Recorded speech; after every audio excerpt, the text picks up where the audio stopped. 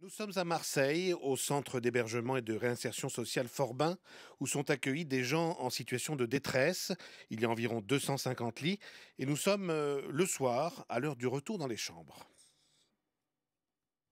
Monsieur Peterson, Bonsoir. bonjour. Vous avez un changement de drap ce soir, monsieur. Pardon? Vous devez changer vos draps. Ah, ok, merci Et bien. voilà. Merci bien.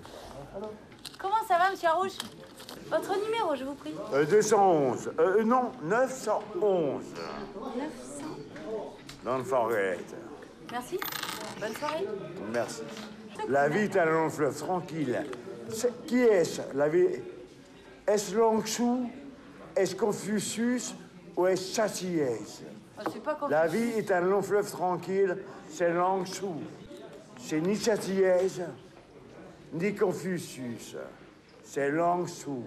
Voilà, extrait du film documentaire 300 hommes, film qui est sorti en salle ce mercredi et que vous avez réalisé, Aline Dalbis et Emmanuel Gras. Bonsoir à tous les deux. Bonsoir. Vous n'êtes pas les premiers à filmer la détresse humaine. Emmanuel Gras, qu'est-ce que vous avez voulu montrer à travers ce long métrage? Alors, on n'est pas les premiers à traiter de sujets comme ça. Après un centre d'hébergement d'urgence aussi important, on s'était rendu compte, et c'est aussi pour ça qu'on a eu envie de le filmer, qu'il n'y avait pas eu de caméra, à part des fois le JT qui vient faire des sujets en hiver.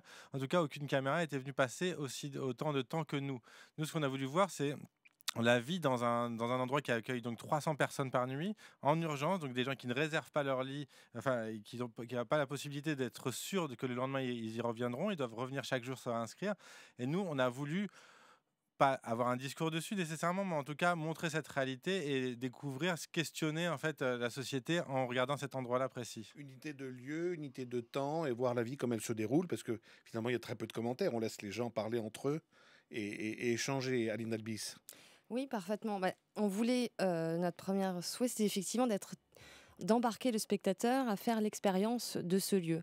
Comme disait Emmanuel, ce sont en fait des lieux qui sont médiatisés, mais qui sont connus pour être uniquement des lieux de passage. Or, ce qui nous a frappé, c'est que les gens y restent souvent bien plus longtemps, une nuit, des mois, voire des années. Et du coup, On a une moyenne, je crois, de plus de l'ordre de 120 nuits par personne qui passe là-bas. Oui, c'est une moyenne.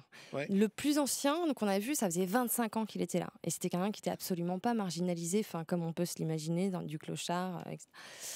Donc il y a une grande diversité de personnes, et ce qui nous intéressait, c'était de prendre le temps d'observer les relations qui se tissent entre les gens et comment chacun essaye d'exister dans un lieu pareil, sans faire d'entretien, voilà, mais en faisant confiance à la force de l'image. Ouais.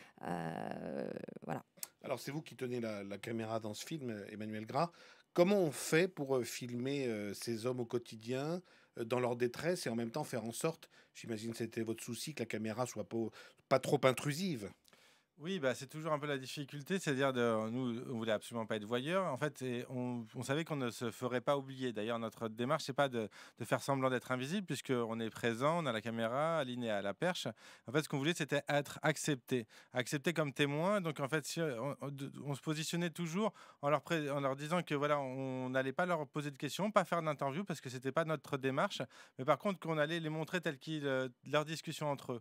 Et là, après, sur ce qu'on a à montrer, il y a des moments de violence, il y a aussi beaucoup des moments de rigolade ou plus de camaraderie. Et nous, voilà, notre démarche, c'était de montrer les discussions, les humains, comment est-ce que les humains se comportent entre eux, c'est-à-dire dans un endroit qui est anonyme, mais en tout cas, comment est-ce que chacun continue de réussir à exister par la parole, en fait. On a clairement l'impression que ceux qui s'expriment, surtout quand ils savent, j'imagine que la caméra est là, cherchent à le faire avant tout en préservant leur dignité, hein. Et ils le font quelquefois avec humour. On vient d'entendre cet homme qui faisait la devinette sur La vie est un long fleuve tranquille. Il y a ce mélange de vouloir apparaître normal et digne. Oui, complètement. Mais Aline. ils sont dignes en fait. Donc, alors après, ce qui peut paraître étonnant, c'est qu'effectivement, c'est un lieu où il y a énormément de personnes, une grande promiscuité, et personne n'échappe au regard des autres. Donc, tous, caméra ou pas caméra, sont souvent en représentation, en Ouais. fait. Comme on l'est tous socialement, ils ne sont pas différents de nous là-dessus. Et effectivement, avec un souci de l'image qu'ils peuvent renvoyer. Voilà. Alors ce lieu, c'est le Centre Forbin, c'est une mission de la Fondation Saint-Jean-de-Dieu. Ça veut dire que ce sont des religieux principalement qui font fonctionner le centre?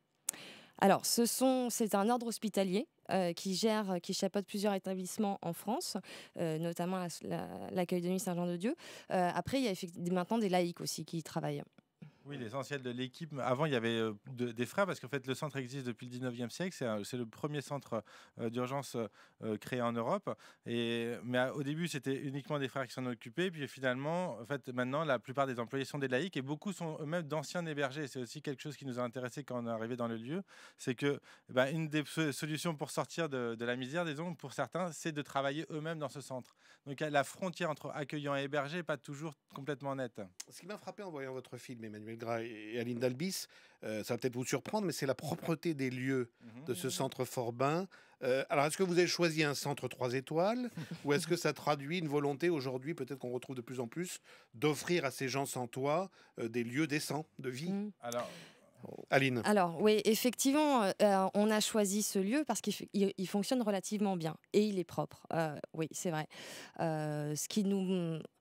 Il y a plein d'autres centres d'hébergement en France dont les conditions seraient à dénoncer parce que effectivement c'est beaucoup plus scandaleux, c'est sale, etc. Donc c'est un peu plus beau que la moyenne quand même. C'est assez représentatif de la moyenne, c'est-à-dire que là il n'y a pas de gros scandales visibles, spectaculaires. Par contre, ça pose plus franchement la question, ou peut-être plus finement, on va dire, la question de ce type d'accueil, c'est-à-dire qu'est-ce que c'est qu'accueillir 300 personnes qui sont dans des situations de grande détresse, toutes différentes, c'est-à-dire que c'est 300 histoires, 300... voilà. Alors en même temps, vous le disiez, Emmanuel, il y a des accès de violence par moment, comme dans ces lieux un peu prison, lieux de promiscuité, tout d'un coup ça éclate. Bah oui, ça fait partie de la réalité en fait. D'ailleurs, souvent en hiver, on entend parler de gens qui ne refusent d'aller dans ces lieux d'hébergement, qui préfèrent rester dans la rue. On se pose la question et en fait, quand on y est, et encore une fois, nous on a choisi d'être dans un endroit où ça se passait bien. Mais il y en a d'autres où il va y avoir plus de violence, plus de promiscuité, plus de saleté.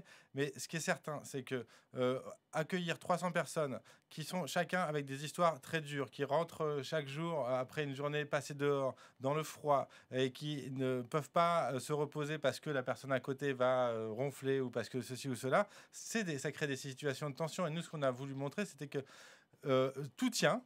Pas par miracle, mais parce que finalement les hommes entre eux réussissent à se gérer, mais que c'est une cocotte minute sous pression constante. Et ce qu'on sent, c'est ça, c'est cette tension-là qui